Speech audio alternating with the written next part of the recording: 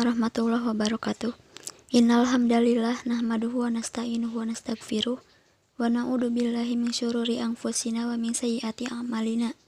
May yahdihillahu fala mudhillalah wa may yudlil fala hadiyalah.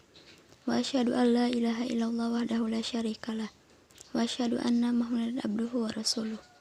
Bismillah, untuk menambah keberkahan sharing kita kali ini, kita buka acara kita dengan ucapan basmalah. Bismillahirrahmanirrahim. Perkenalkan, nama saya Neng Salma Anissa Amalia selaku moderator perwakilan dari kelompok 6. Pada kesempatan kali ini kami akan mempresentasikan materi tentang materi-materi pembelajaran IPS. Materi yang akan dibahas ada 3 poin, yaitu 1. Mengkaji materi-materi pembelajaran IPS SD berdasarkan kurikulum terbaru yang akan dijelaskan oleh Fuji Lestari. 2. Standar isi, standar proses yang akan dijelaskan oleh Hafir dan Nurulita. 3. Buku guru dan buku siswa kurikulum 2013 yang akan dijelaskan oleh Sri Nengsi, serta kesimpulan yang akan dijelaskan oleh saya sendiri. Pertama-tama, saya akan menjelaskan terlebih dahulu sekilas tentang pelajaran IPS SD. Pada jenjang SD atau MI, mata pelajaran IPS memuat materi geografi, sejarah, sosiologi, dan ekonomi.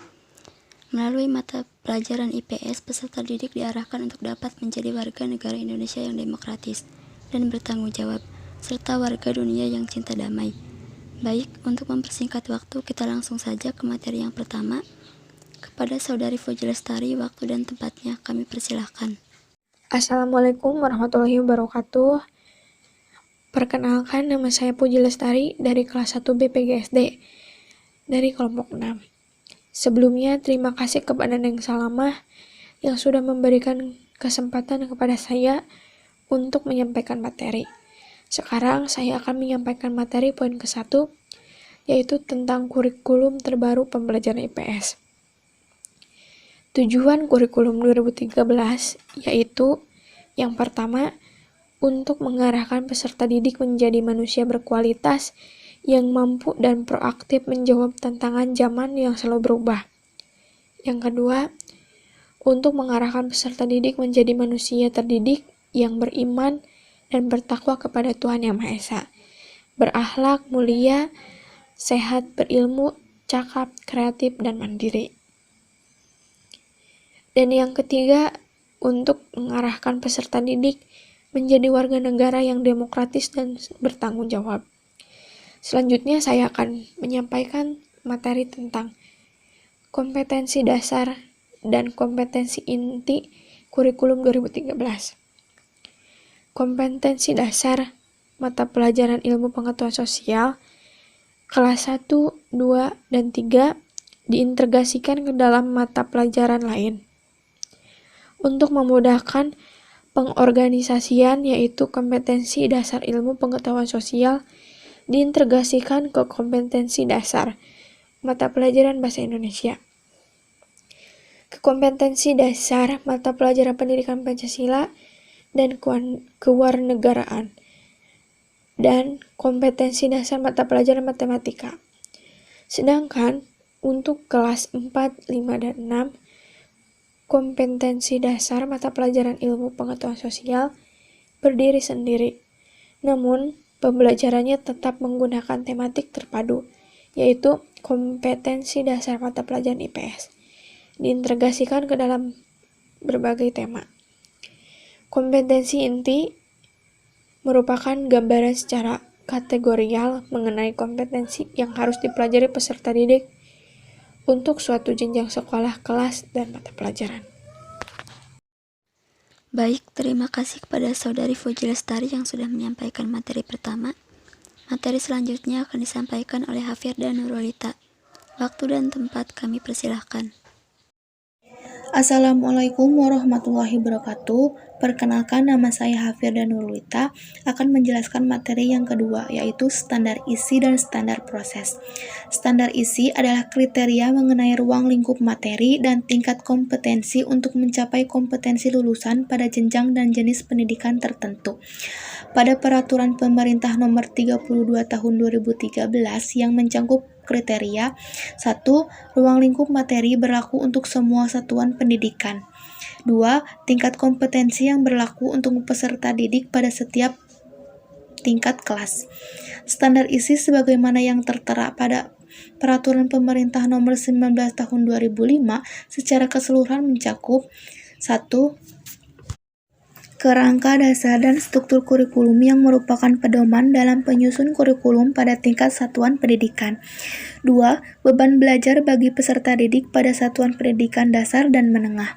3. Kurikulum tingkat satuan pendidikan yang akan dikembangkan oleh satuan pendidikan berdasarkan panduan penyusunan kurikulum sebagai bagian tidak terpisahkan dari standar isi.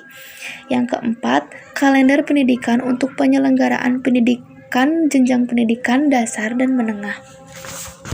Yang kedua, ada standar proses. Standar proses pendidikan dapat diartikan sebagai suatu bentuk teknis yang merupakan acuan atau kriteria yang dibuat secara terencana didesain dalam pelaksanaan pembelajaran.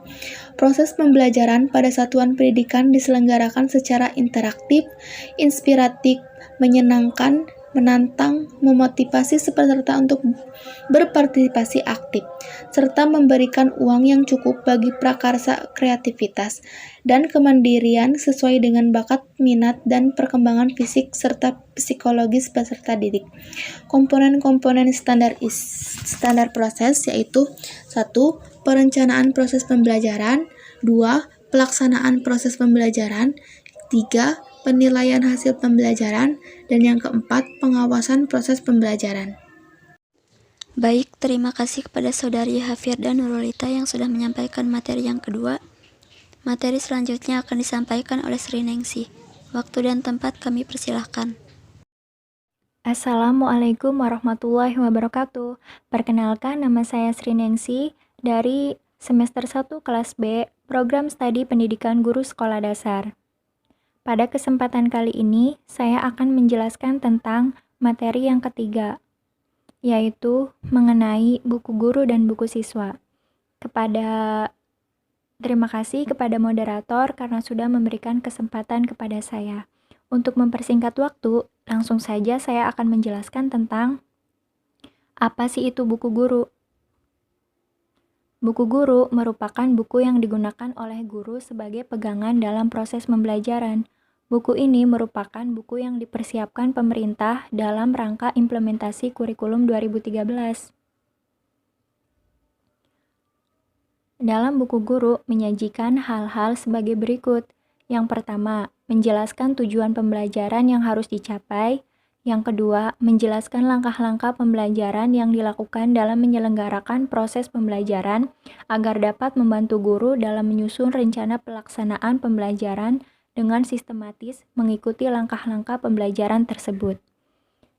Dan yang ketiga, menjelaskan tentang teknik dan instrumen penilaian yang dapat digunakan dalam setiap pilihan pembelajaran yang mungkin memiliki karakteristik tertentu.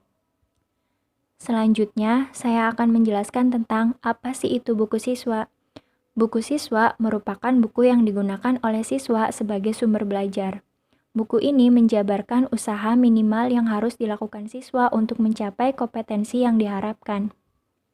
Fungsi dari buku siswa yaitu, buku siswa digunakan sebagai panduan aktivitas pembelajaran untuk memudahkan peserta didik dalam menguasai kompetensi tertentu. Buku siswa juga digunakan untuk melaksanakan kegiatan-kegiatan dalam proses pembelajaran. Dalam proses pembelajaran di kelas, buku siswa dirancang dan dilengkapi dengan contoh-contoh lembar kegiatan agar peserta dapat mempelajari sesuatu yang relevan dengan kehidupan yang dialaminya. Dan yang terakhir, buku siswa diarahkan agar peserta didik lebih aktif dalam mengikuti proses pembelajaran melalui kegiatan mengamati, menanya, mencoba, menalar, berdiskusi, serta meningkatkan kemampuan berkomunikasi baik antar teman maupun dengan gurunya. Mungkin itu saja yang dapat saya sampaikan.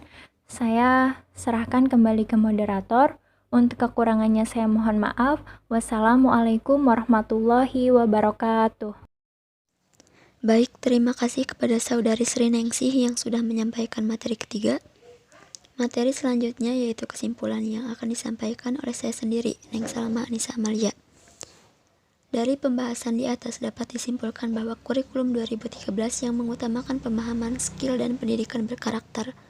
Siswa dituntut untuk paham materi, aktif dalam berdiskusi, dan presentasi yang didasarkan pada pencapaian tujuan, konten dan bahan pelajaran, serta penyelenggaraan pembelajaran yang didasarkan pada standar kompetensi lulusan atau SKL.